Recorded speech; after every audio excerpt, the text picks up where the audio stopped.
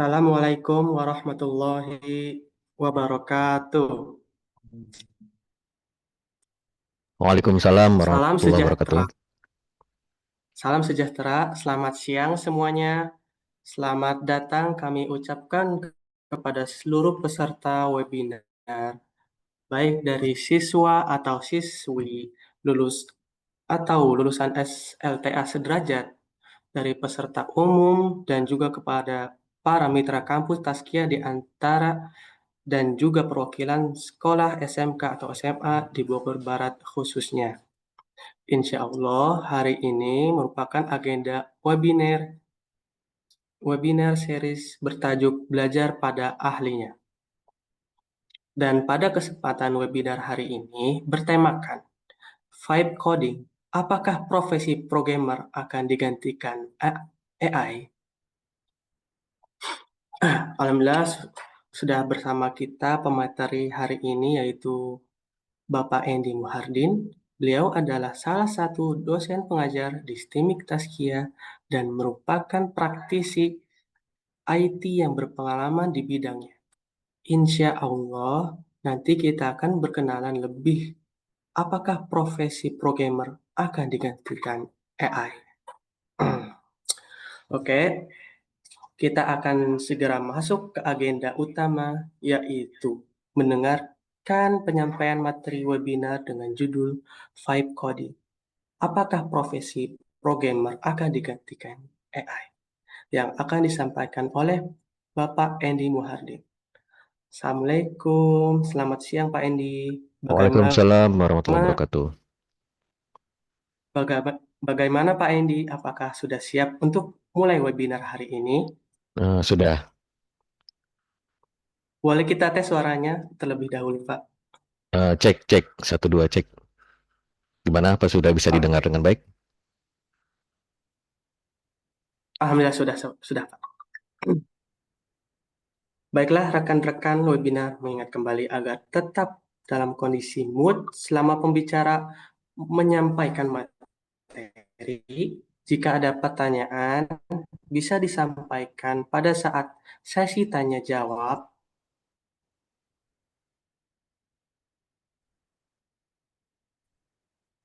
di akhir acara. Bacakan satu persatu pada waktunya. Terima kasih.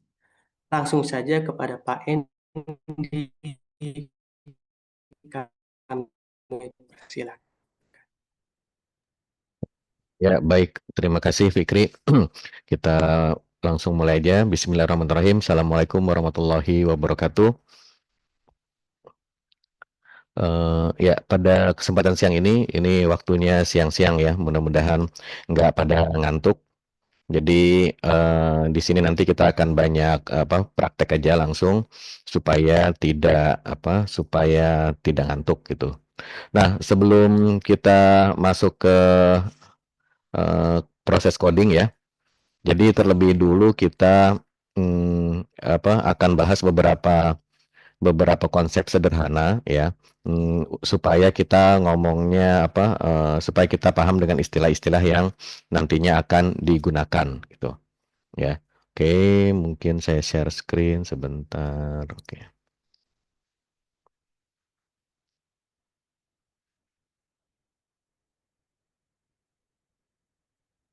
iya, screen saya apa udah kelihatan?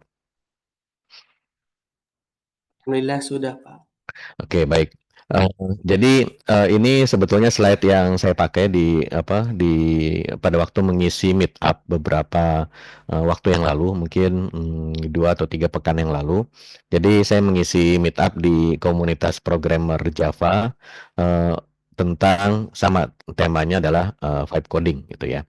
Nah, jadi di sini kita melihat perkembangan AI di zaman sekarang sudah sangat pesat sekali ya.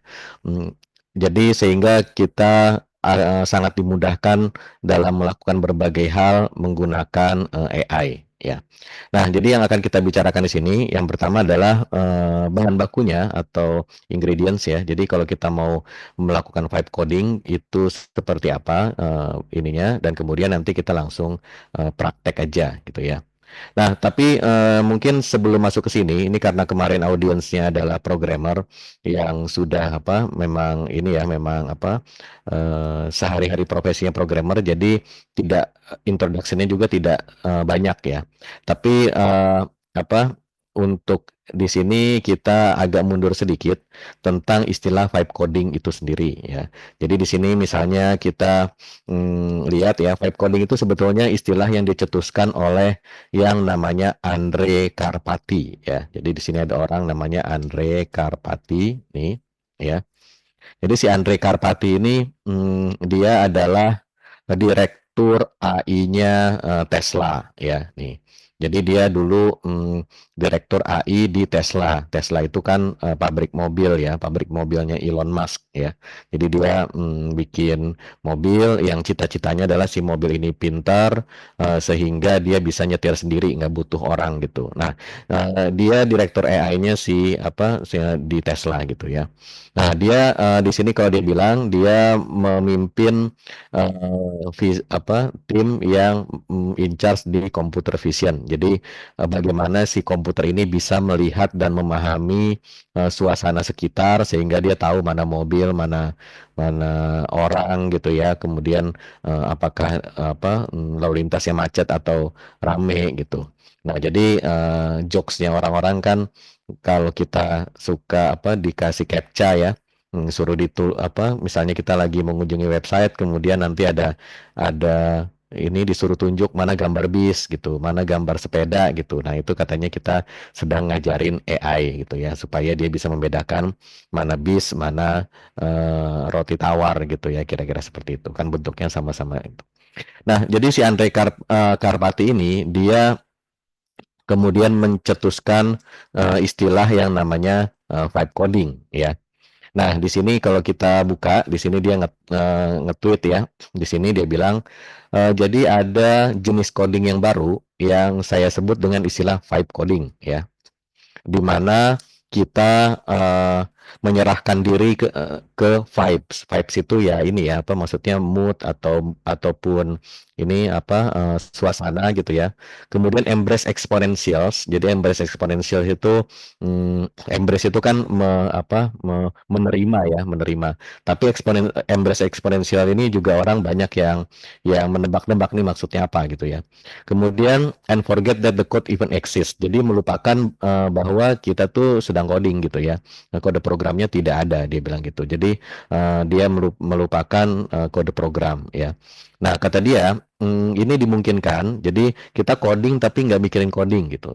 Kenapa mungkin? Kata dia karena AI, jadi LLM itu kan AI ya, kayak ChatGPT itu LLM, karena sekarang sudah sangat bagus katanya.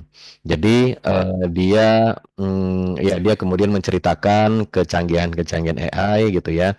Nah, kemudian intinya adalah di sini dia mencetuskan istilah vibe coding. Jadi kalau kita ketemu istilah vibe coding, maka yang pertama kali itu di sini. Jadi terminologinya muncul di tahun 2025, di tahun ini di bulan Februari ya. Nah, jadi kata dia proses codingnya seperti apa ya. Kata dia, dia ngobrol sama si komputer. Jadi dia mengaktifkan ini ya voice recognition. Kan zaman sekarang kita bisa ya, misalnya kita nyuruh-nyuruh Siri atau nyuruh-nyuruh Alexa gitu ya. Jadi kita aktifkan mode mode mode voice di komputer kita, kemudian disambung ke ini ya. Nah, kemudian dia bilang saya hampir tidak menyentuh keyboard ya. Kemudian dia suruh-suruh aja komputernya, coba dikurangi ukurannya, coba diperlebar dan lain-lain ya. Nah, kemudian di sini ada selalu accept all. Jadi apapun rekomendasi di enter-enter terus saja gitu ya. Eh, apa yang dibikinkan sama AI saya tidak baca lagi kata dia. Nah, jadi kalau misalnya ada error maka saya copy paste saja ya. Nah, biasanya langsung benar gitu ya. Nah, jadi akhirnya singkat cerita dia ini ya, dia bisa menghasilkan aplikasi. Nah, kemudian dari tweet ini ada banyak yang kemudian nyoba.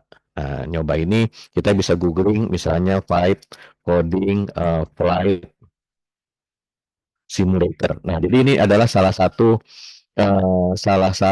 apa ya istilahnya, case atau salah satu, mmm, ujian atau salah satu apa, demo yang sering di apa, ditampilkan sama YouTuber-YouTuber bahwa dia bisa membuat flight simulator. Flight simulator itu ya ini ya, apa, simulasi kita nerbangin pesawat gitu. Nah itu dia bilang, bisa dibikin, 3D ya dalam 60 detik gitu ya, kemudian ada yang bikin 3 jam dan lain-lain. Nah, ini adalah salah satu, case study yang populer gitu ya. Nah, seperti itu.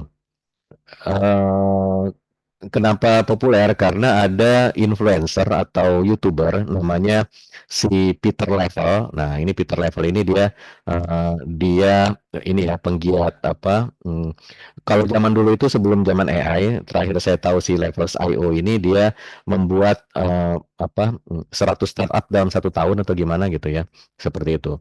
Nah, jadi dia aslinya adalah entrepreneur, yang suka bikin-bikin perusahaan dan suka bikin aplikasi-aplikasi baru gitu ya. Nah, jadi di sini dia kemudian, dia membuat mana ya, nah dia bikin web based, apa, flight simulator. Kemudian ini dipaste di sini ya. Nah, di sini kalau kita mau coba nanti bisa seperti ini. Nah, ini gamenya. Ini dia mengklaim katanya dia bikin 100% menggunakan vibe coding gitu ya. Nah, seperti itu. Nah, jadi, apa, vibe coding itu ya intinya adalah kita suruh AI yang coding gitu kan. Nah, sehingga di sinilah muncul kontroversi kalau misalnya si AI ini sudah bisa coding sendiri, nah terus kita yang programmer ini, terus gimana gitu ya masa depannya, apakah kita jadi pengangguran semua digantikan AI atau gimana gitu. Nah, jadi, di situlah yang menjadi rame gitu ya, tentang vibe coding. Nah, kemudian sebelum kita lanjut ke vibe coding ya, nanti kita akan demokan ya. Eee, ini saya sharing dulu sekedar, historical ya, historical saya menggunakan AI. Ini saya ganti dulu, login-nya, pakai akun yang utama ya, login, kemudian kita login pakai akun yang utama. Jadi, di ChatGPT akun utama ini yang pertama kali dulu saya coba-coba untuk coding ya.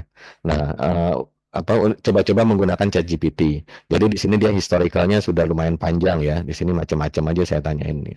Nah, jadi, singkat cerita di bulan November tahun 2004 kalau nggak salah ya, itu saya, ada apa, ada training di Medan waktu itu ya, training di Medan. Nah, kemudian disitulah saya pertama kali menggunakan si AI ini untuk, coding ya, mana ya, coba kalau kita lihat, mmm, bentar ya, ini bukan ini kapan nih, ada tanggalnya nggak ya? Kayaknya dia di sini nggak ada tanggalnya ya, jadi, iya nggak ada tanggalnya, kalau nggak salah ini, ya. Nah, ini dia. Nah, jadi di sana, training itu adalah ya membuat aplikasi web menggunakan apa, front end-nya menggunakan Vue.js, kemudian back end-nya menggunakan Spring Boot gitu. Nah, di sana, karena saya, cobain gitu ya, cobain. Nah, jadi, saya menyuruh si AI ini untuk membuatkan coding gitu. Nah, di sini prompt-nya, jadi kalau bisa dilihat ya di sini, bentar. Nah, gini ya. Ini, prompt-nya tolong buatkan komponen Vue.js, jadi di sini memang bahasanya agak-agak teknis, artinya kita sudah spesifik menyebut kontainer, kemudian modal dialog ya, modal dialog itu kan, pop-up gitu yang dia harus diisi gitu ya, baru bisa lanjut ke screen berikutnya. Nah, kemudian kita kasih nama, base dialog dan lain-lain ya. Nah, jadi di sini, istilahnya sudah lumayan teknis dan spesifik instruksinya sehingga ya harusnya dia nggak kemana-mana gitu kan ya. Komponen tersebut disebut dengan nama base dialog, kemudian nantinya bisa diisi berbagai konten.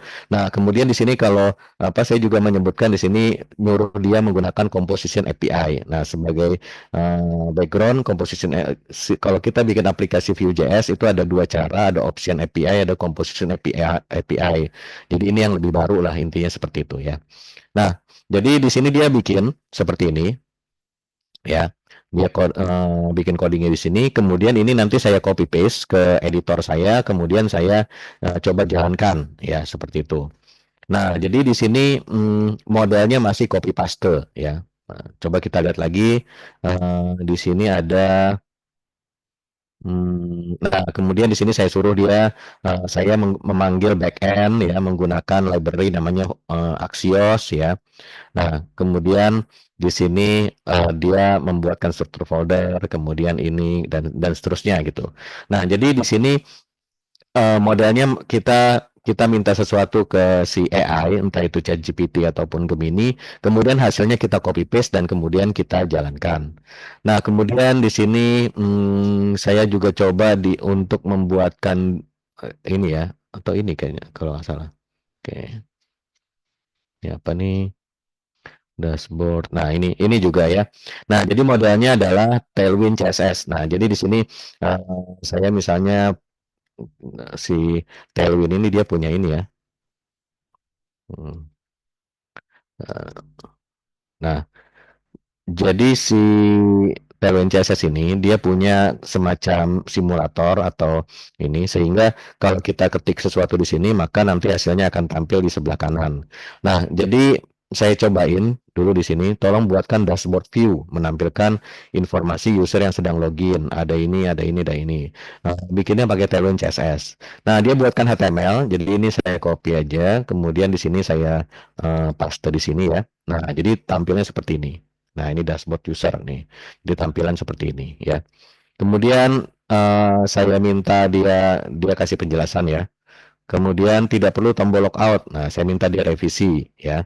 Kemudian ini hasil revisinya, kita kopas lagi ke sini. Nah, jadinya seperti ini nih ya. Oke. Kemudian kita minta revisi lagi. Fotonya dipindah ke pojok kanan atas, berikan round border supaya estetik ya. Nah, ini kemudian dia bikinin, kemudian kita kopas lagi. Nah, ini fotonya seperti ini ya, pindah ke kanan ya. Kemudian saya suruh apa lagi di sini? Modifikasi warna ukuran font supaya lebih dinamis ya. Oke, dia bikin lagi dan kemudian kita kopas. Nah, jadi seperti ini ya. Jadi warnanya sudah berbeda-beda ya supaya lebih lebih user friendly gitu kan ya. Oke, ini hasilnya sudah ya. Nah, jadi di sini kita sudah menggunakan, tapi dia modelnya copy paste ya. Artinya dia coding, kemudian kita kita copy paste. Nah, berikutnya evolusi berikutnya ya ini bisa dipakai, tapi tidak apa belum masuk kategori vibe coding karena kita masih bolak-balik gitu ya. Nanti kalau misalnya ada errornya kita apa kita copy paste ke dalam ke sini lagi. Jadi kita copy errornya dari editor kita, kemudian tampilkan apa kita kopas ke sini. Nanti dia kasih usulan perbaikan dan kemudian selanjutnya kita kopas lagi. Jadi bolak-balik kopas-kopas gitu. Nah itu belum bisa disebut dengan istilah vibe coding ya.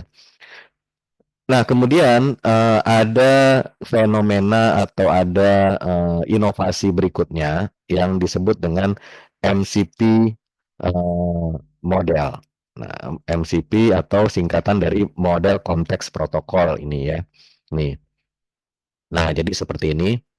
Jadi ini kita lihat yang Wikipedia aja ya, Wikipedia aja. Nah, supaya ada ininya. Nah, ini dia.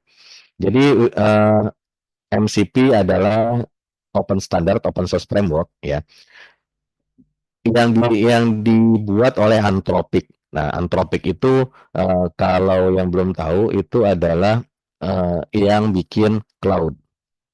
Nah, Claude AI ini yang bikin perusahaannya namanya Anthropic ya. Nah, ini dia. Oke.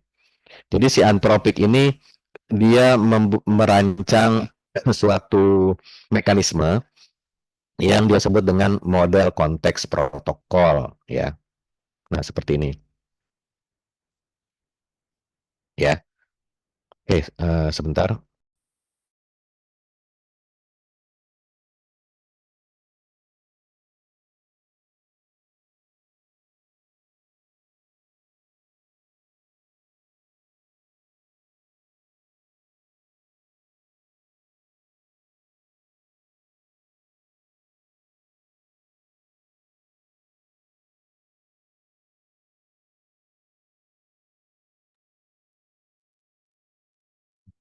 Iya, jadi ini dia memperkenalkan model konteks protokol ini di bulan November 2024, ya.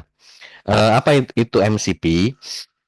Jadi MCP ini adalah mekanisme untuk menyambungkan AI dengan data source dan tools, ya. Jadi si AI ini, ya, kalau kita, sorry,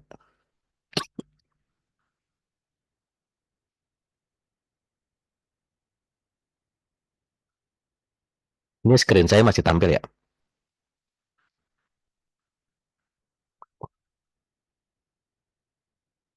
Oke. Jadi si AI model, kita kan punya AI model ya. AI model contohnya kan ada ChatGPT ya, ada Gemini ya.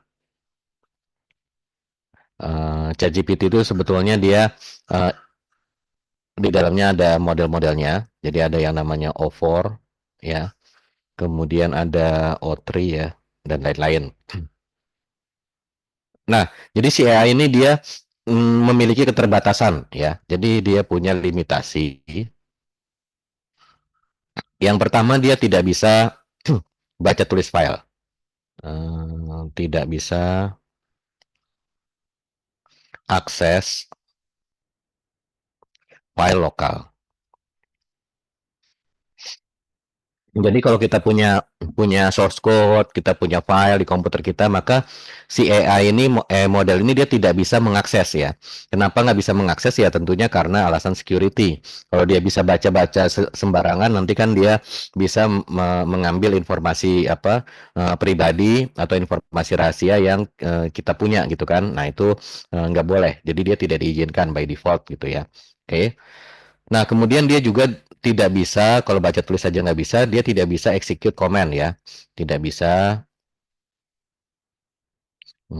execute command ya. Atau menjalankan aplikasi.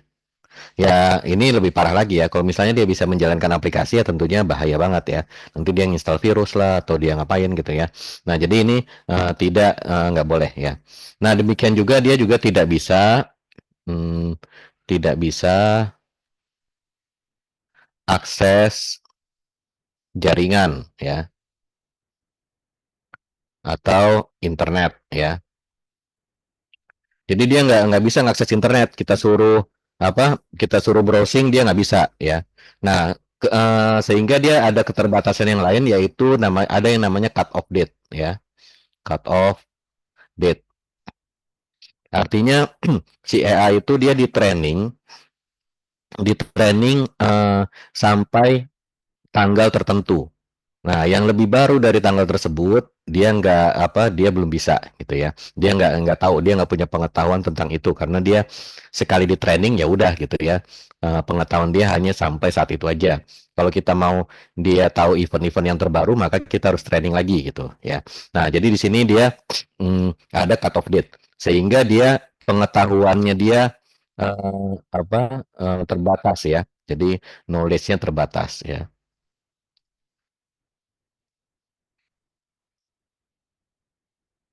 Nah, oke. Nah, jadi limitasi-limitasi ini menyebabkan dia agak susah kalau misalnya kita suruh untuk coding gitu ya. Karena coding itu kan dia harus ya paling modelnya kayak tadi copy paste gitu ya. Nah, ini model konteks protokol ini untuk dirancang untuk mengatasi limitasi-limitasi ini gitu. Jadi siapa si Anthropic ini atau yang bikin si Cloud tadi ya, dia mendesain suatu arsitektur supaya si AI ini bisa berinteraksi dengan dengan komponen lain ya.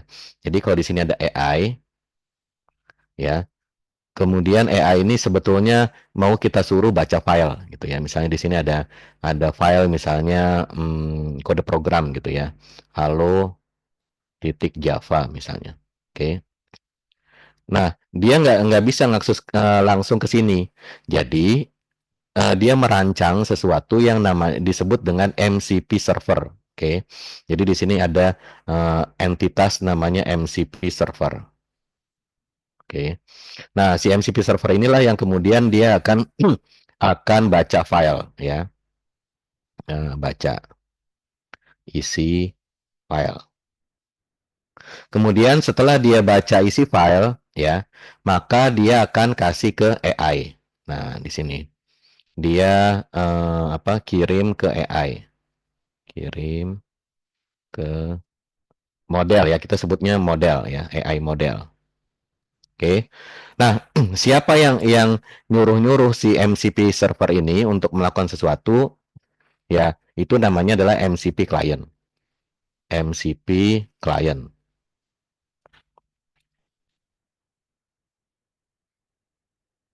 Nah, di sini ada MCP client. Dia akan suruh untuk melakukan action ya.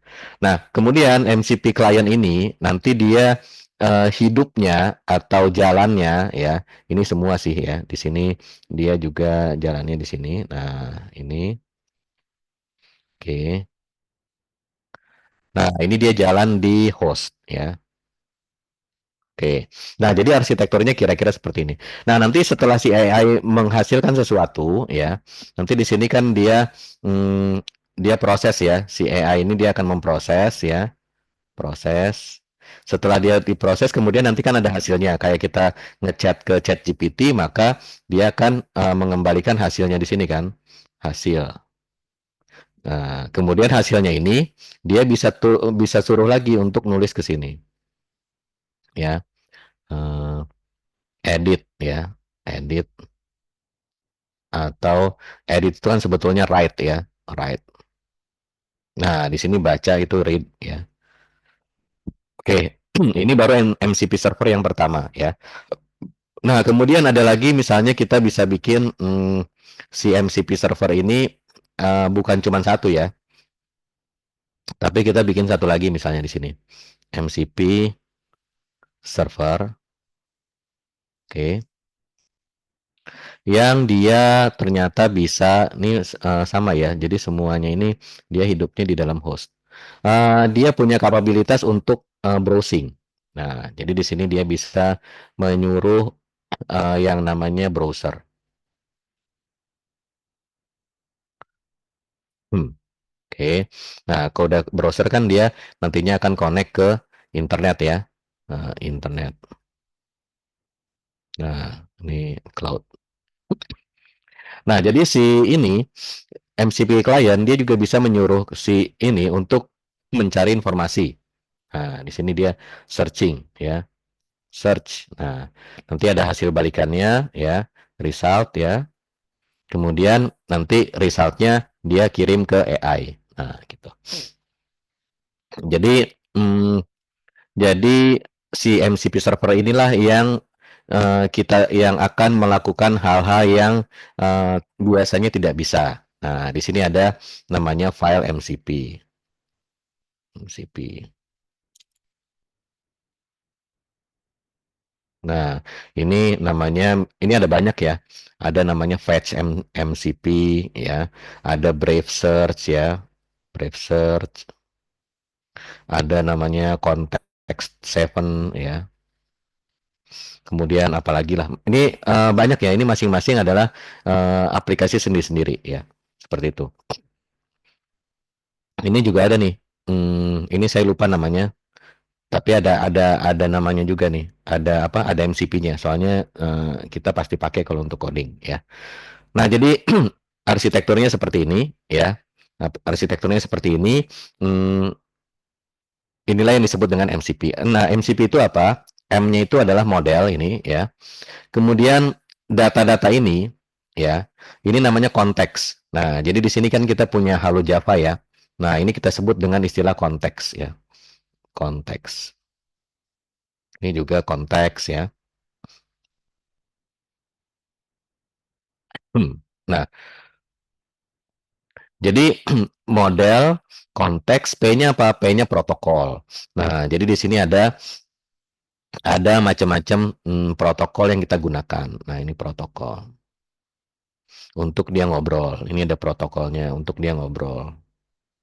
Jadi bahasa yang digunakan MCP client ngobrol sama MCP server dan MCP server ngobrol sama AI, di mana dalam dia ngobrol dengan model ini ya, dia akan mengirim konteks gitu. Nah, itulah singkatan dari model konteks protokol gitu. Oke. Nah, sekarang kita masuk ke ini. Jadi tadi istilah-istilah sudah paham ya. Nah, ini kira-kira seperti ini ya. Ininya apa? Arsitektur MCP-nya. Kemudian di sini kita bahan bakunya adalah yang pertama kita butuh si ini ya, si editor tadi ya, nih host. Nah, hostnya ini biasanya adalah IDE ya. Nah, jadi sini kita bisa menggunakan Visual Studio Code ya. Kemudian kita juga bisa menggunakan IntelliJ IDEA ya. Ini produk berbayar. Tapi kalau kita punya apa email akademik misalnya Taskia CID, maka kita bisa minta lisensi gratis. Dulu saya pakai ini, cuman belakangan lebih suka pakai VS Code aja ya. Nah, kemudian si MCP client ini kalau kita menggunakan VS Code, maka di sini ada yang namanya aplikasi namanya Ru Code ya. Yang mana dia merupakan forking atau apa? Asalnya namanya aplikasi namanya client. Sorry, Kline. Nah, Klein, tapi Klein ini kemudian karena apa terlalu lambat perkembangannya, akhirnya orang nggak sabaran dia bikin Rukut ya. Atau kalau kita menggunakan IntelliJ IDEA, ini kita menggunakan yang namanya Juni ya, Juni. Nah, ini plugin tambahan kita kita pasang di sini ya.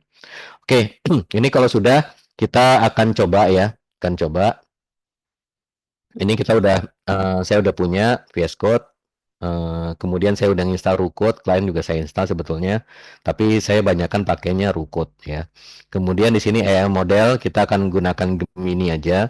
Kalau cloud berbayar, kalau offer juga berbayar. Jadi yang ada gratisannya itu Gemini, tapi dia ada rate limit ya. Jadi kalau setelah kita beberapa kali nge-request, nanti dia akan mentok gitu ya. Dia bilang udah kebanyakan hari ini, nunggu lagi besok gitu. Nah, kalau kita bayar dia lebih lebih apa dia unlimited, nanti tinggal bayar aja akhir bulan gitu kan ya. Oke, nah sekarang kita akan coba coding ya. Nah, di sini hmm, saya akan bikin oke ini dulu ya. Kita masuk Let's Code. Kemudian kita akan bikin aplikasi manajemen virtual account ya. Nah, ini saya jelaskan dulu aplikasinya. Yang akan kita bikin ini aplikasi betulan karena sebetulnya di Taskia udah ada tapi sudah agak jadul sehingga kita mau ada revamp atau dibikin apa ya dimodernisasi lah gitu ya. Jadi idenya adalah di sini kita di Taskia punya banyak aplikasi, misalnya ada penerimaan mahasiswa baru ya, kemudian ada aplikasi akademik ya, Smile ya. eh, Kemudian nanti ada banyak aplikasi lain. Nah, aplikasi-aplikasi ini seringkali dia akan mengirimkan tagihan. Jadi contohnya misalnya kalau di mana SPMB ini ada tagihan registrasi ya. Ini case-nya ya, study case. Case study. Registrasi, kemudian setelah itu dia daftar ulang ya. Nah, sedangkan kalau di akademik dia ada UKT atau uang sekolah ya atau uang uang iuran apa uang kuliah tunggal jadi kayak apa uang sekolah gitu ya. Kemudian nanti ada tagihan lain misalnya dia mau ikut wisuda ya atau misalnya dia mau bayar cuti, misal kalau cuti kan biasanya bayar juga walaupun sedikit gitu ya. Dan lain-lain ya. Intinya adalah orang pengen melakukan pembayaran. Nah, di sisi lain ya, kalau kita lihat di sebelah kanan, kita nanti akan punya banyak payment provider ya. Contoh misalnya yang sekarang aktif di Taskia adalah BSI ya. Kemudian sama CIM CIMB Syariah ya. Nah, oke, di sini ada bank. Nah, mungkin ke depan misalnya kita mau integrasi dengan GoPay misalnya ya. Jadi misalnya mau bayar lewat GoPay gitu. Atau bayar menggunakan QRIS ya. Nah, seperti ini. Oke.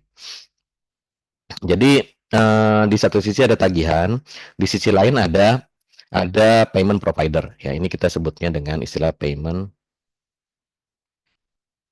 provider. Oke. Nah, ini nantinya ini kita tentunya akan punya kita pengen bikin ada satu gateway. Ya, jadi sini ada billing gateway lah kita bilang ya. Billing gateway. Ini mirip kalau kita belanja di Tokopedia atau di Shopee, begitu kita check out nanti dia akan kita kan misalnya mau bayar pakai apa gitu. Nah, misalnya bayar pakai BSI, maka dia di sini nanti akan create VA ya. Hmm. Kemudian di sini dia juga create ya, create. Nah, gini ya. Jadi di sini dia create virtual account atau VA. Nah, nanti kan akan terbentuk VA di masing-masing bank ini sesuai dengan nilai nominal dan nama ini ya. Biasanya inputannya itu adalah yang pertama namanya, nama customernya, sama nominalnya dan description-nya ya. Oke. Ini masing-masing nanti protokolnya beda-beda. Kalau ke sini, ini seingat saya dia menggunakan protokol namanya SOAP. Ke sini itu menggunakan REST API ya. Nah, dan seterusnya gitu ya. Ke GoPay juga ini biasanya semua ini zaman sekarang REST semua sih. Oke. Nah, jadi seperti itu. Tapi walaupun dia sama-sama REST, nanti dia format datanya berbeda-beda gitu ya. Nah, kemudian nanti setelah dari sini dilunasi, maka maka kita akan mendapatkan balikan ya. Kita akan mendapatkan balikan berupa payment ya. Eh, payment notif. Nah, ini sama nih. GoPay kalau udah ini dia akan memberikan ini ada yang bayar gitu ya. Di sini juga dia akan bayar ya. Di sini juga dia akan kasih informasi pembayaran gitu ya. Nah, intinya adalah kalau ada payment mereka akan menghubungi kita sehingga di sini kita bisa bisa ngeset tagihan tersebut sudah lunas. Nah, kalau tagihan udah lunas, nanti di sini kita akan kirim lagi informasi ke sini supaya nanti prosesnya lanjut gitu ya. Seperti itu. Nah, jadi inilah yang kita mau bikin ya. Bikin aplikasi. Jadi di sini nanti dia harus bisa menyimpan ini ya, menyimpan pertama invoice ya, invoice. Kemudian dia akan generate nomor VA ya, nomor VA. Ini kan nanti nomornya kan beda-beda ya. Kalau kamu pernah cobain di misalnya kita bikin bayar lewat BSI di Tokopedia gitu ya. Nanti kan nomor rekeningnya beda kalau kita menggunakan CIMB gitu kan pasti beda. Oke, nah jadi di sini kita invoice nomor VA, kemudian di sini ada nominalnya ya, nominalnya. Kemudian di sini kita ada statusnya ya. Nah, status ini ada misalnya dia aktif ya. Aktif itu artinya belum dibayar gitu kan. Atau ada dia paid, nah ada dia expired gitu ya. Jadi udah lama tapi nggak dibayar-bayar. Nah, dia expired. Oke. Nah, jadi kita bikin seperti ini. Sebetulnya nanti kalau kita implement yang real atau yang beneran, nanti ada juga dia partial payment atau full payment. Jadi misalnya kita bisa bayarnya nyicil gitu ya, atau bayarnya terus-terusan. Contoh, misalnya kita buka rekening donasi. Nah, rekening donasi itu selama nggak ditutup ya, dia mau transfer, orang mau transfer berapapun pasti nanti akan diterima gitu ya.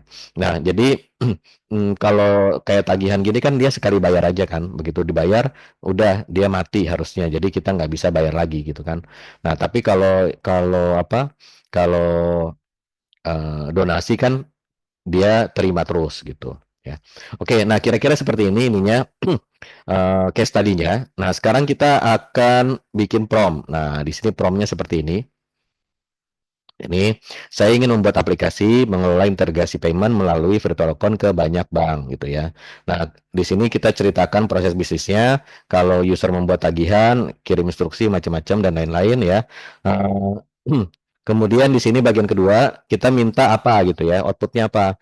Nah, jadi kita kasih teknologi stacknya dulu ya. Kita bilang database-nya PostgreSQL, framework-nya Spring Boot, kemudian integrasi ke bank tujuan menggunakan ini ya. Kemudian outputnya kita minta skema database, kelas diagram, dan daftar tampilan. Nah, ini kita akan coba bikin apa aplikasinya ya. Mkadir, apa tadi? Aplikasi aplikasi manajemen eh, billing ya. Nah, manajemen virtual account.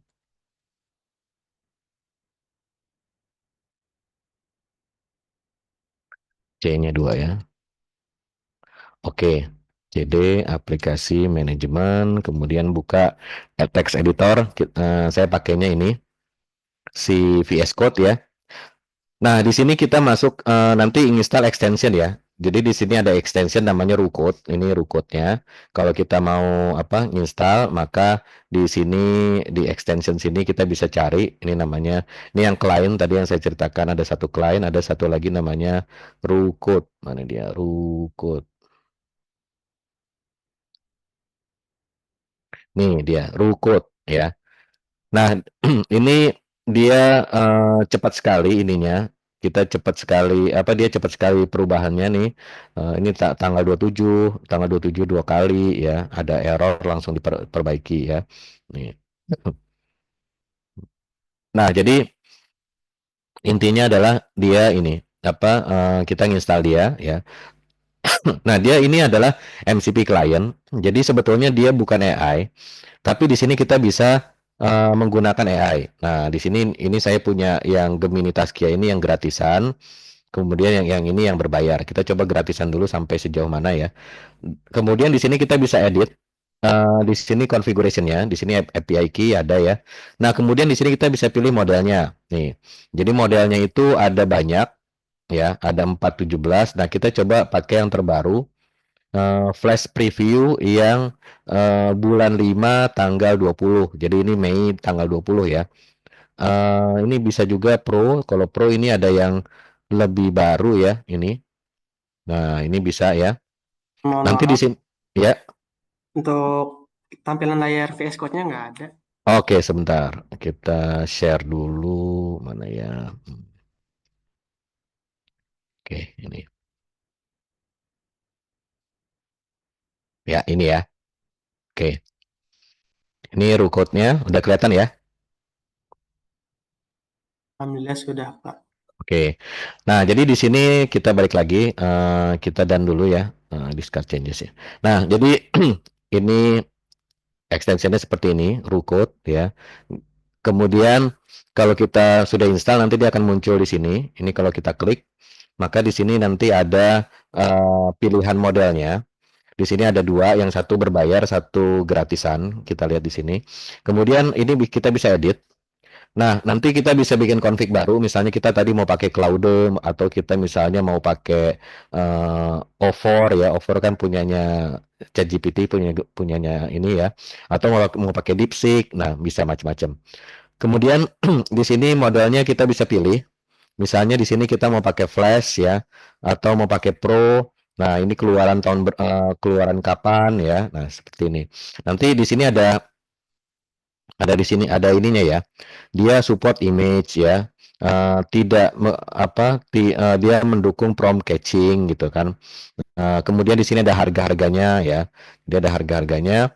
Nah, kemudian di sini dia bilang gratis 15 request per menit. Nah, kalau lewat dari 15 request per menit, maka nanti akan bayar. Nah, bayarnya berapa? Di sini ada ininya, ada apa?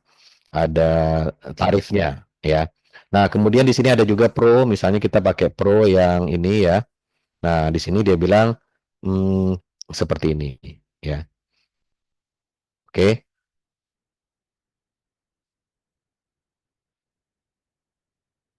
Nah, jadi ini ada konfigurasinya ya. Kemudian di sini ada settingan auto approve namanya. Jadi auto approve itu dia sebetulnya kalau ini kita matiin semua, maka nanti dia akan nanya setiap kali dia mau baca file boleh nggak, dia mau ngedit file boleh nggak gitu ya. Nah, jadi di sini beberapa saya auto approve supaya dia nggak nanya-nanya. Jadi kalau dia mau baca file ya udah silahkan. Kalau dia mau ngedit file silahkan ya.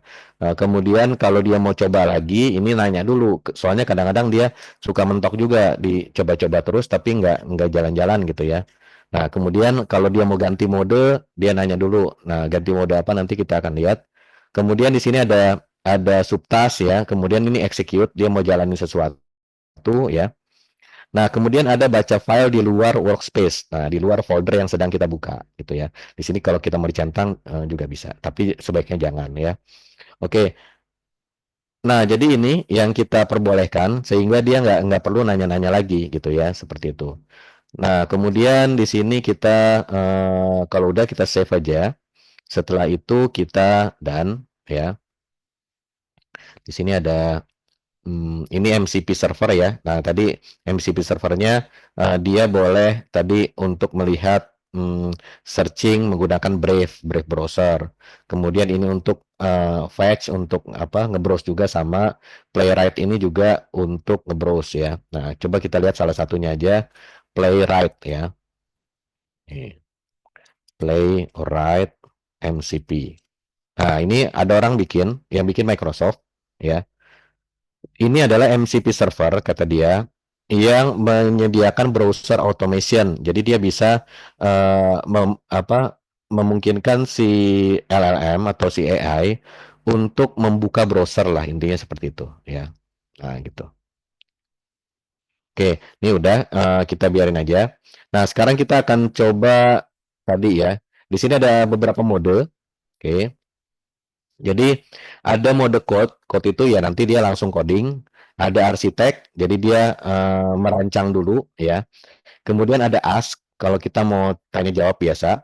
Kemudian debug itu dia nanti bisa baca ini ya, dia bisa baca error, kemudian dia bisa bantu kita untuk solving error ya. Nah sekarang kita akan masuk ke arsitek dulu ya. Kita masuk ke arsitek, kemudian kita kopas tadi ini prompt kita tadi ya. Ini saya kopas. Nah, ini saya paste di sini. Kemudian halaman 2.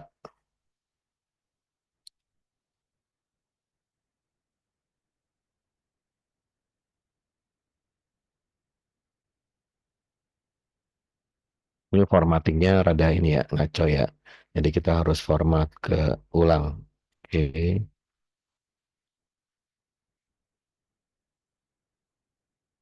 Oke. Kemudian ini outputnya. Nah, ini kita belum suruh dia coding, tapi kita suruh dia melakukan desain atau rancangan ya. Jadi kita pakai mode arsitek ya. Ini gini. Oke. Nah, selanjutnya ini tadi kan kita menggunakan modelnya tadi apa? Kita lihat dulu, cek sekali lagi. Modelnya kita menggunakan Pro Preview. Nah, ini ya. Menggunakan model Pro. Sekarang kita coba jalankan. Nah, gini. Dia akan request ke Gemini ya. Kemudian nanti dia akan menghasilkan ini apa menghasilkan jawaban ya. Cuman kadang-kadang kalau Kalau gratisan ya suka lemot ya. Dan lagian kita tadi menggunakan Pro. Kalau Pro itu memang dia mikirnya lama ya. Kalau kita mau lebih cepat kita menggunakan Flash ya. Oke, kita coba sambil nunggu dia. Kita tanyain aja Gemini Pro versus Flash for design application database. Nah, gini ya.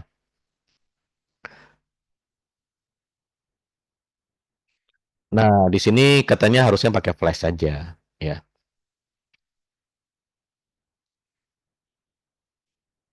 Nah, di sini juga ada yang bikin artikel ya.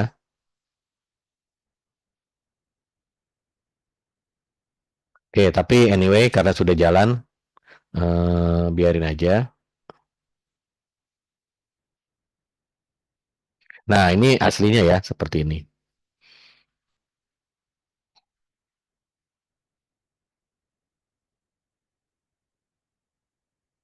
Tapi lama ini.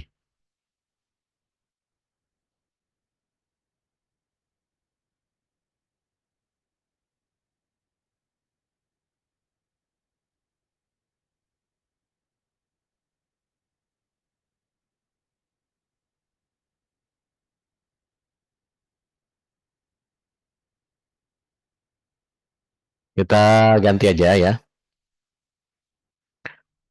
Menggunakan flash saja.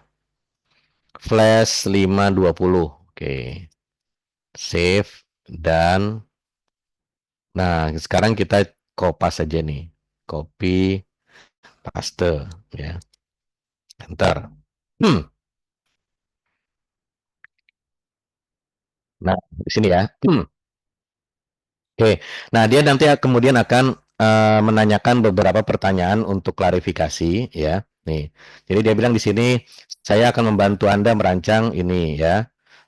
Eh, untuk memastikan rancangan komprehensif adalah ada beberapa pertanyaan. Bagaimana tagihan memiliki ID, oke, tanggal jatuh tempo, oke, status virtual account, nomor VA, nama bank, satu tagihan punya banyak VA. Ini benar ya? Oke. Kemudian ID, jumlah status, nomor VA. Nah, dia dia tanya satu tagihan bisa lebih dari satu nggak VA-nya? Oke. Nah, kita bilang ini. Hmm.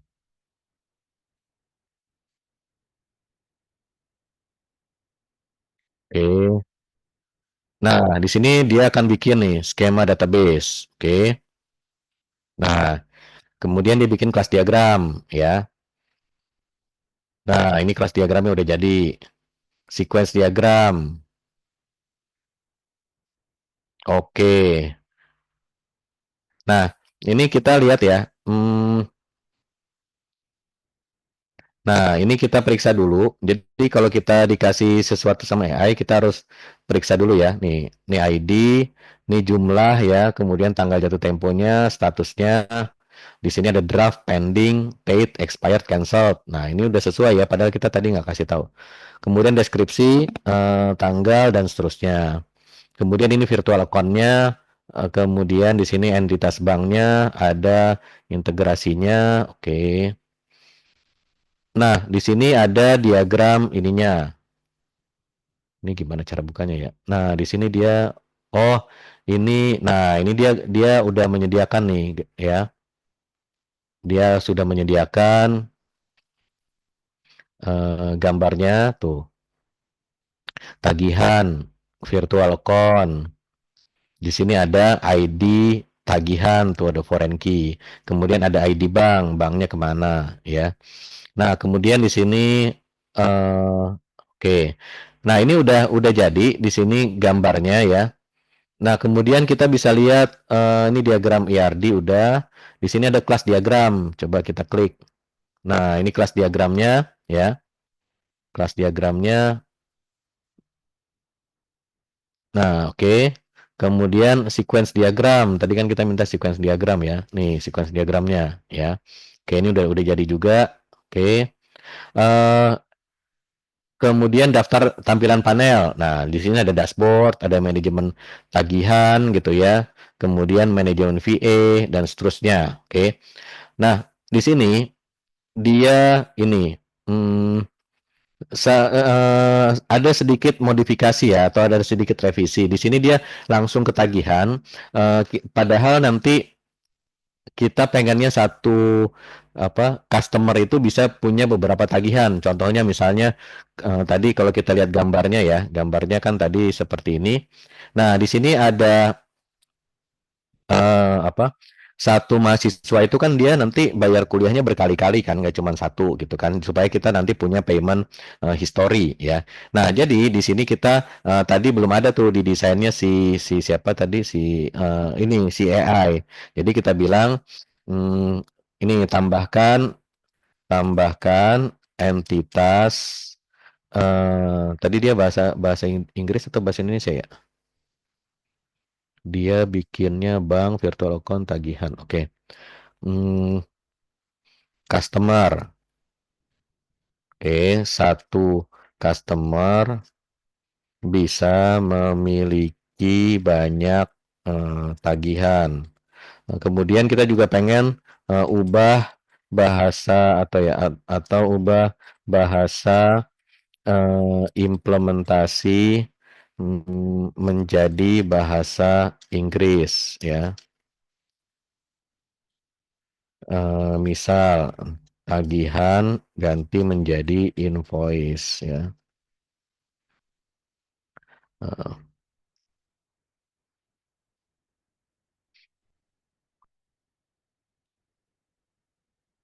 Oke, ini kita enter ya. Nah, dia ngedit nih skema database-nya ya.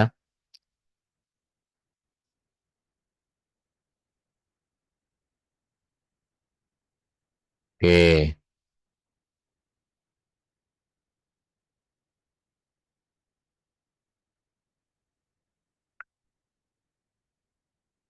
Nah, jadi di sini kita punya apa? Sudah kita cek dulu ya ininya ya. Entitas customer, oke. Invoice ada foreign key ke customer, virtual account ada ini, ada ke invoice ya. Kemudian nama provider, oke. Ini belum ada payment ya. Nah, paymentnya belum ada tabel payment. Oke, kita bilang di sini tambahkan entitas payment untuk memonitor pembayaran yang sudah dilakukan. Oke. Hmm, kemudian kita juga pengen ini apa nama foreign key-nya di sini dia bikin. Nah, ID-nya di belakang ya. Saya maunya ID invoice, ID underscore bank ya. Ubah, oke, naming convention.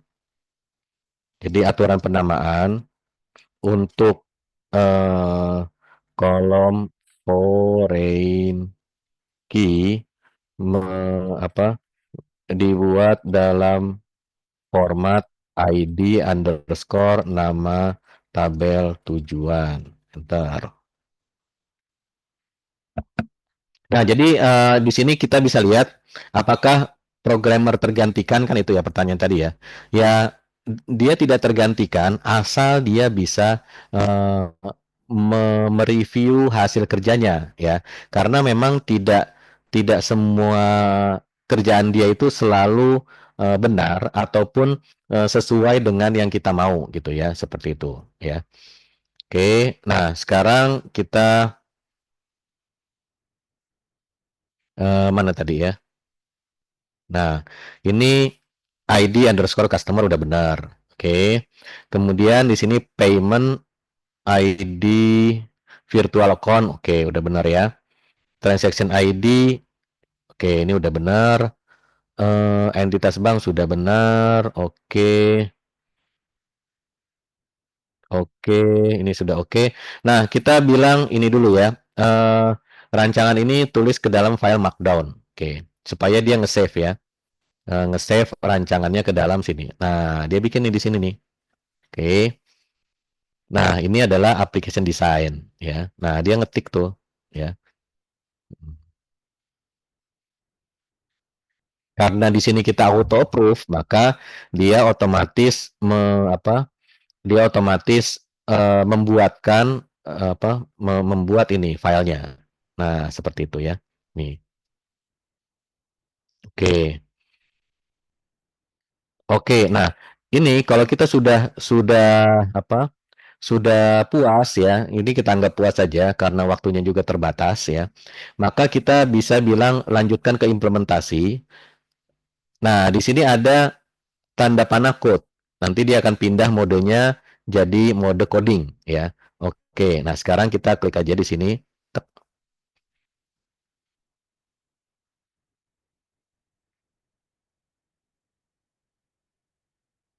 Oke, nah dia bilang di sini dia mau bikin struktur projectnya, bikin POM XML, kemudian dependensi dan seterusnya. Ini saya approve aja. Nah, dia nulis POM XML ya, tuh. Oke, nah setelah itu biasanya dia bikin struktur folder. Jadi ada biasa ya Spring Boot, SRC main Java. Nah itu kan dia bikin tuh. Hmm. Nah dia bikin konfigurasi database tuh, application properties ya. Nah kemudian dia implement entity class ya. Nah, itu tadi sekilas saya lihat ada yang kurang sesuai. Jadi dia statusnya itu bentuknya string. Harusnya kita pengennya enum, tapi biarin aja dia kerja dulu nanti kita minta dia perbaiki ya. Nah, ini kalau kita mau lihat di sini progresnya, di sini kita bisa lihat di struktur folder. Nah, dia udah bikin nih. Tadi kan mulainya folder kosong ya. Nah, dia udah bikin nih. Oke, ini kita enable dulu. Nah, dia bikin tuh ya. Oke. Nah, ini dia sudah sesuai apa sudah bikin. Coba kita periksa dulu. Di sini harusnya skema database adanya di sini ya.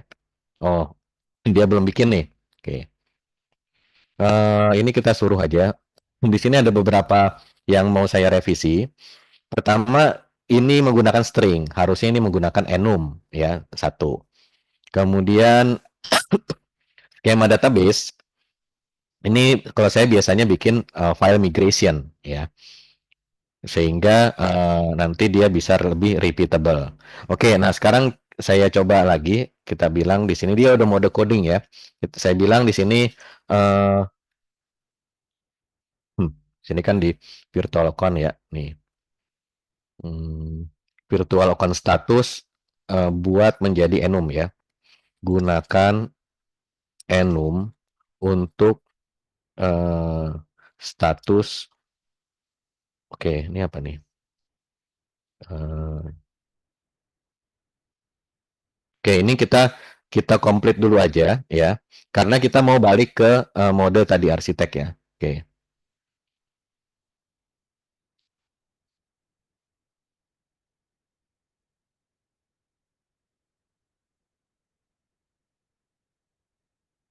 Dia ngapain lagi nih? Oh, dia mau lanjutkan ke ini yang biasa yang ini ya. Hmm, membuat entity-entity yang lain. Oke.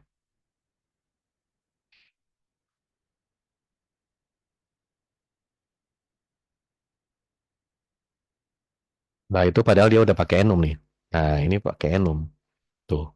Tapi yang tadi status dia nggak pakai enum. Tuh. Virtual account status dia nggak. Tapi nanti kita lihat lagi. Mungkin nanti diedit sama dia.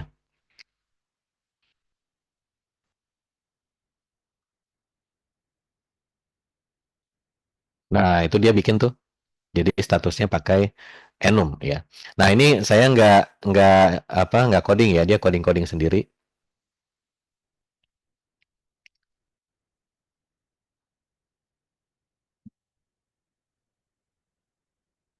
Nah ini dia.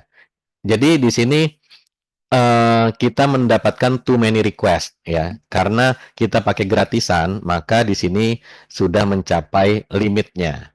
Jadi kita nggak boleh akses terlalu banyak. Jadi kalau seperti ini yang terjadi maka kita harus nunggu dulu cooling down ya. Ya kita nunggu dulu nanti sampai dia kuotanya reset ya. Sehingga kita bisa bisa coba lagi gitu ya. Nah, sekarang kita coba teruskan pakai yang ini aja yang berbayar aja supaya bisa lanjut ya.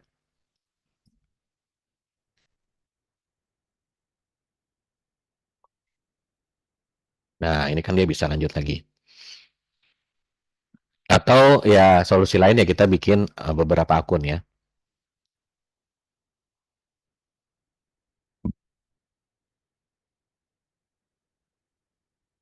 Nah, di sini sambil nunggu dia kerja, di sini kita ada argometernya nih. Nah, jadi sejauh ini kalau kita seandainya bayar, maka kita sudah mengeluarkan uang 0,2 dolar gitu ya. Jadi kalau kita coba hitung ya, 0, berapa tuh? 24 dikali misalnya dolar 15.000. Nah, berarti kita sudah bayar 3.000 rupiah ya, 3.000 rupiah, 3.750. Tapi kan ini masih jalan terus. Oke, nah dia bilang dia mau menghapus ini ya.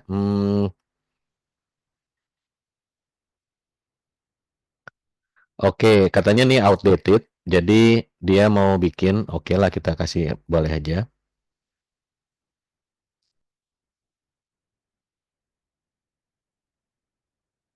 Nah, dia ada warning ya. Kalau kita menjalankan komen ya, karena tadi kita nggak auto approve.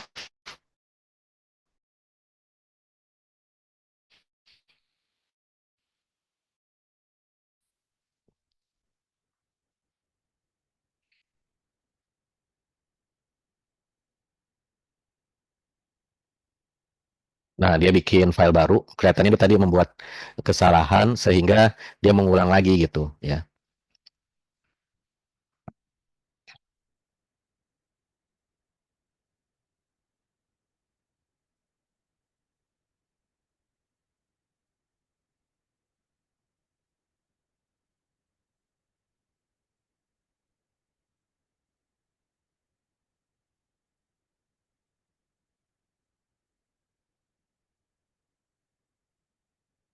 Coba sambil ini kita lihat implementasi dia seperti apa.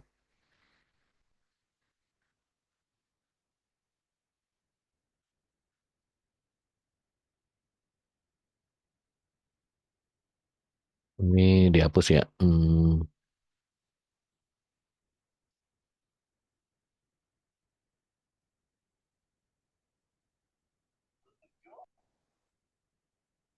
Oke, sambil menunggu dia jalan, mungkin kalau ada yang mau sambil tanya nggak apa-apa kali Fikri.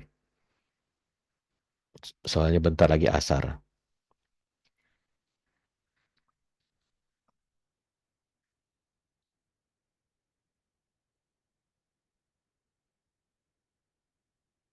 Oke, ini dia task completed ya. Nih. Nah, sekarang tadi kita ada sedikit revisi ya. Tadi kita cek dulu. Yang tadi saya mau revisi kayaknya udah langsung dibenerin sama dia. Virtual account. Ini udah pakai Enum. Oke, udah pakai ya. Jadi, nah yang belum itu adalah skema database. Skema database ini saya maunya dia gunakan Flyway ya. Sebentar di sini kita bilang use Flyway DB for database migration. Oke.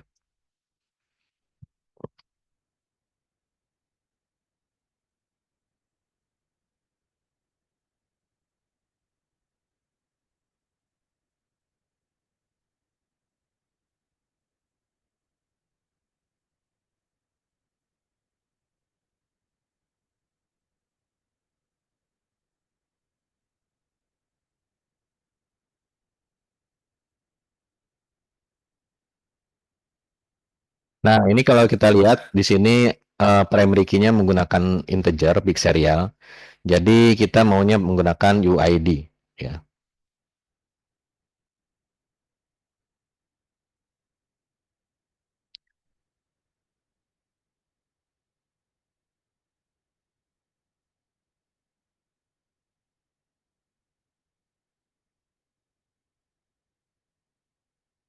Oke, kita bilang lagi use UID for primary key uh, and string as data. Gunakan UUID sebagai apa?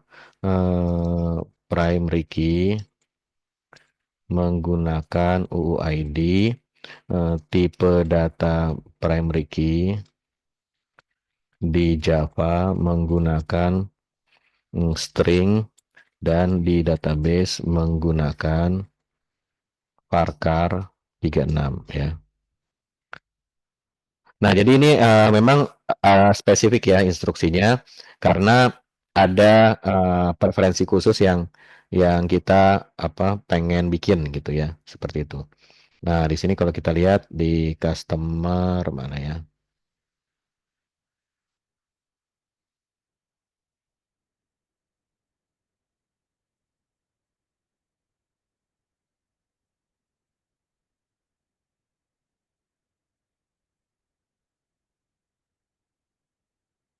Oke.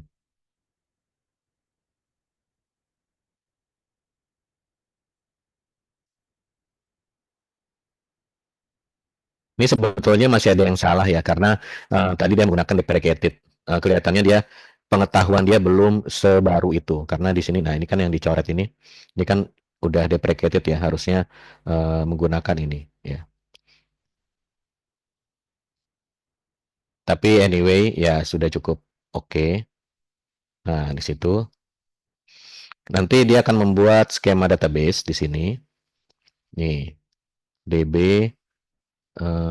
sini inisial skema tapi belum kayaknya belum selesai. Dia masih ini, masih ngedit-ngedit yang tipe datanya ini.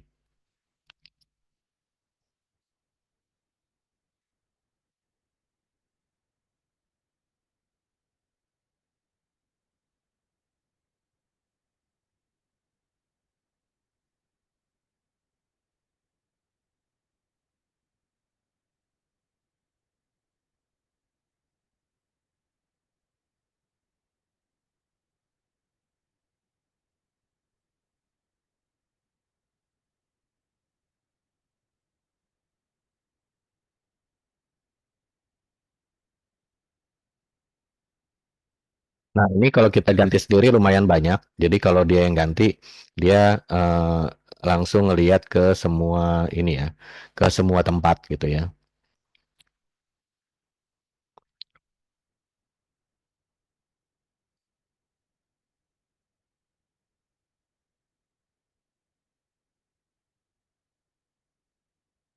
Oke.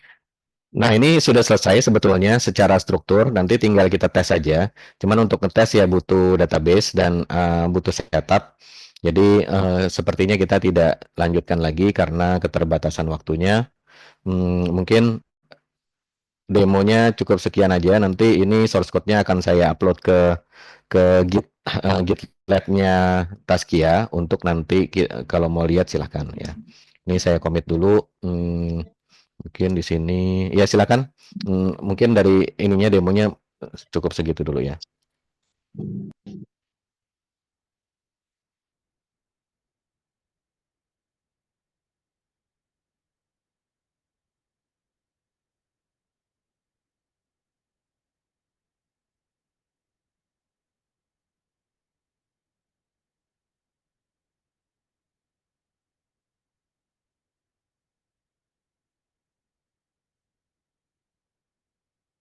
Oke.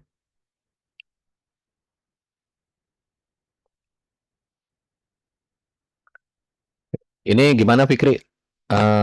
Dikumpulkan dulu atau langsung dijawab gimana? Untuk ini dikumpulkan dulu Pak ya. Oke, silakan yang mau tanya.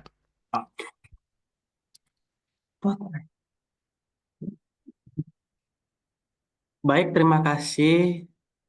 Alhamdulillah, terima kasih kepada Pak Endi yang telah menyampaikan materi webinar yang sangat menarik pada hari ini. Langsung saja kami buka untuk sesi tanya jawab. Silakan hmm, Bagi yang ingin bertanya langsung kepada Pak Hendy bisa raise hand terlebih dahulu. Setelah itu, kami akan bacakan pertanyaan yang masuk melalui chat Zoom. Sebelumnya, mengingatkan kepada seluruh yang hadir di Zoom kali ini, silakan untuk dapat mengisi preferensi dan feedback kegiatan webinar. Insya Allah, kami akan berikan sertifikat bagi yang telah mengisi daftar hadir melalui Google Form yang diposting chat Zoom. Ya, untuk sesi tanya bisa melalui on cam, on mic. Ya, ada yang ingin bertanya?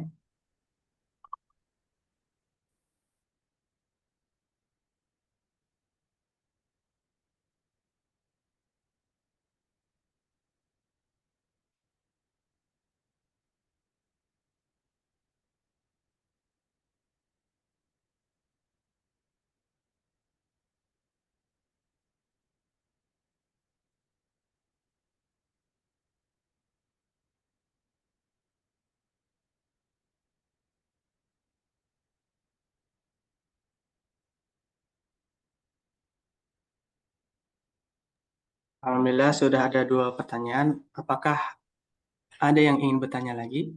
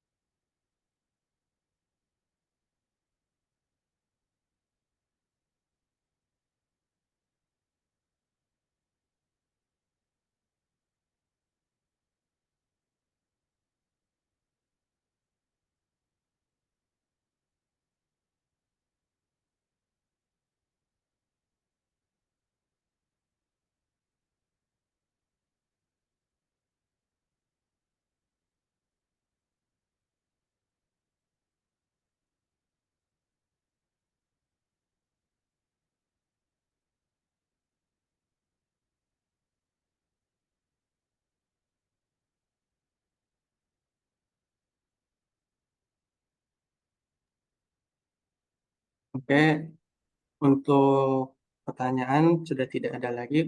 Dari Ihsan, apakah bisa menerapkan vibe coding ketika mengerjakan proyek atau tugas? Karena vibe coding kan merujuk kepada kita yang tak terikat tapi mengalir. Sedangkan saat proyek setahu saya harus mengikuti sesuai arahan atau timeline yang diberikan. Gimana? Langsung dijawab? Iya Pak, langsung aja Oke. Pak. Ya baik. Yang pertama adalah namanya vibe coding ini Kak, memang sudah menjadi apa kenyataan yang kita kita temui di masa sekarang ini. Jadi mungkin perlu dibedakan antara keperluan belajar dan keperluan apa pekerjaan ya. Jadi kalau di pekerjaan ya bebas saja sebetulnya. Yang penting kan kerjaan selesai, tidak ada apa tidak ada kita mau bikin pakai apa, menggunakan tools apa itu bebas ya. Dan bahkan seringkali di project itu klien bahkan tidak mempermasalahkan kita mau coding pakai bahasa apa. Yang penting aplikasinya bisa dia gunakan dan sesuai dengan yang diminta gitu ya. Nah, jadi kalau ini ya nggak ada masalah, pakai-pakai aja gitu. Nah, cuman yang jadi masalah adalah kalau bagaimana di lingkungan perkuliahan gitu, gimana kalau tugas kuliah atau tugas sekolah gitu. Nah, eh, kita lihat bedakan tujuannya ya. Ya. Jadi kalau misalnya kita mengerjakan proyek berbayar atau pesanan dari klien, maka tujuannya adalah kita menyelesaikan aplikasi dan kemudian kita mendapatkan bayaran. Jadi kita dibayar untuk mendeliver aplikasi sehingga uh, tujuan utamanya adalah aplikasinya selesai gitu kan. Nah, kita bikin pakai tools apa ya itu terserah kita. Semakin bagus toolsnya, semakin efisien, semakin sedikit kita kerja ya semakin untung kan gitu. Nah, beda dengan kalau di lingkungan belajar, misalnya di apa perkuliahan atau di sekolah gitu ya. Seringkali kita disuruh bikin aplikasi sama dosennya atau sama gurunya itu tujuannya bukan untuk mendapatkan aplikasi yang selesai gitu, tapi justru untuk memahami prosesnya, internalnya seperti apa, cara kerjanya gimana, dan detail-detail lain tentang proses pembuatan aplikasi itu sendiri gitu. Jadi kalau misalnya kita gunakan vibe coding untuk di perkuliahan ya tentunya tidak sesuai dengan tujuannya. Memang aplikasinya nanti mungkin selesai gitu ya. Tapi kalau misalnya kita tidak bisa kita nggak paham isinya seperti apa ya tentunya tentunya tidak tercapai tujuan dari kita membuat aplikasi tersebut ya. Nah, kemudian itu yang pertama kita sesuaikan dengan tujuannya. Yang kedua adalah untuk vibe coding ini tadi seperti teman-teman bisa lihat prosesnya ya. Itu beberapa kali saya memberikan koreksi ataupun meminta si AI untuk melakukan modifikasi ya. Nah, dari mana request itu datang? Ya tentunya request itu datangnya kalau kita sudah paham. Kalau kita nggak paham ya tentu kita 100% vibe coding seperti yang disebutkan sama si Andres Carvati tadi. Jadi terima bulat-bulat aja apa yang dihasilkan sama si AI. Bisa jadi hasilnya oke, bisa jadi hasilnya nggak oke. Jadi kita harus bisa membedakan. Nah, kalau kita nggak ngerti dalamnya, maka kita tidak akan bisa membedakan ini tuh bagus atau ini jelek gitu. Ini coding yang berkualitas atau ini coding yang berantakan gitu. Nah, kita nggak bisa ini. Dan kalau suatu saat nanti terjadi error, maka kita nggak tahu ini errornya di mana gitu. Tapi kalau misalnya kita paham dalamnya seperti apa, jadi kita lebih ke memperlakukan AI ini sebagai pembantu kita aja. Kita suruh ini itu, kemudian kalau hasilnya nggak sesuai, kita suruh dia untuk revisi gitu. Jadi tetap kita harus punya knowledge, pengetahuan untuk mengetahui hasil kerja, menilai hasil kualitas dia itu baik atau kurang baik. Nah, gimana cara dapatnya ya tentunya kita harus coding manual dulu ya. Saya nggak bilang bahwa yang vibe coding itu nggak perlu bisa coding, tapi dia harus bisa dan harus jago supaya dia bisa mengevaluasi hasilnya gitu. Nah, kira-kira seperti itu.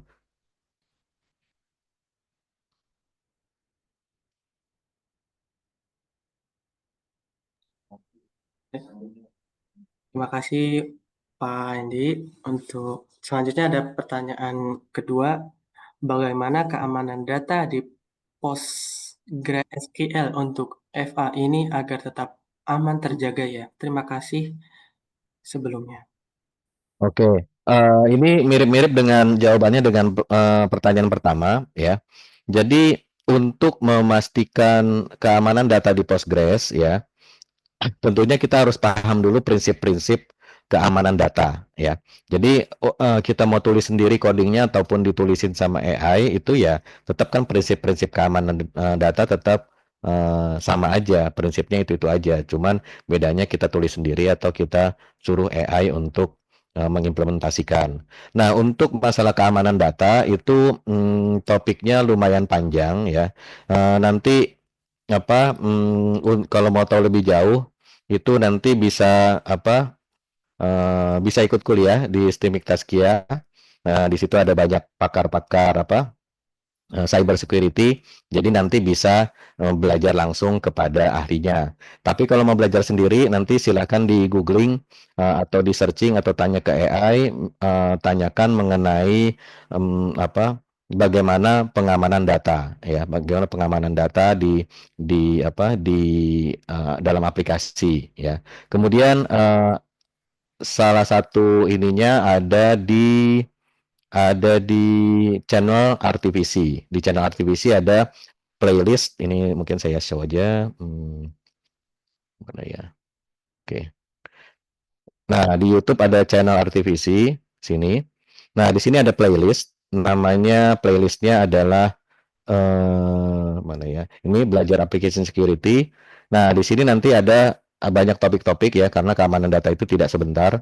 Jadi ada masalah enkripsi, ada masalah authentication, cara menyimpan password, kemudian nanti untuk apa? Bagaimana mengamankan kredensial ya menggunakan vault dan lain-lain. Jadi ya itu nanti bisa bukan pertanyaan yang bisa dijawab dalam waktu beberapa menit ya. Jadi ini mungkin kalau belajar di kampus saja bisa beberapa semester dan beberapa mata kuliah. Oke, kira-kira seperti itu jawaban singkatnya.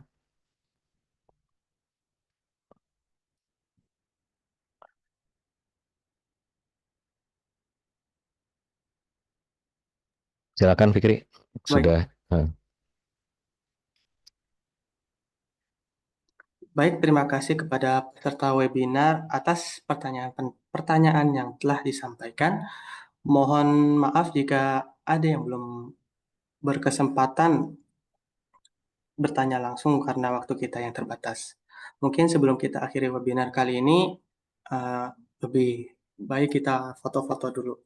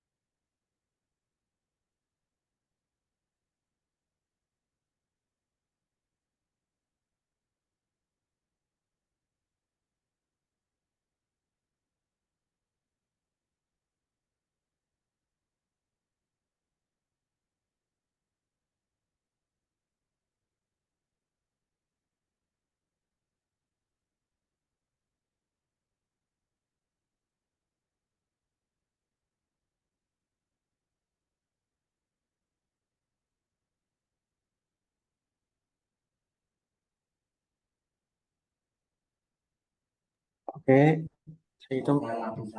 Untuk yang bisa on cam, silahkan on cam.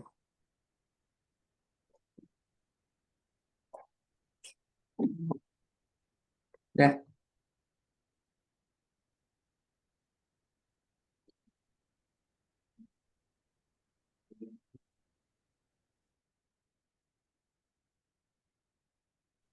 Ya, siap-siap ya. Satu, dua, tiga. Oke. Sekali lagi. Satu, dua, tiga. Ya, terima kasih. oke. Terima kasih untuk Abang Peti. Saya selaku host ingin menyampaikan kembali terima kasih kepada seluruh pembicara dan tokoh yang hadir pada webinar hari ini, kepada Pak Endi dan teman-teman. Semoga acara hari ini dapat memberikan manfaat tambahan wawasan positif bagi kita semua. Akhirnya, saya selaku host dan tim webinar pada hari ini sekali lagi mengucapkan terima kasih dan mohon maaf atas segala kekurangan dan hal yang kurang berkenan. Semoga kita bisa berjumpa kembali di kesempatan berikutnya. Terima kasih. Mohon izin undur diri. Selamat sore. Wassalamualaikum warahmatullahi wabarakatuh. Waalaikumsalam warahmatullahi wabarakatuh. Terima kasih ya, izin live. Sama-sama, Pak.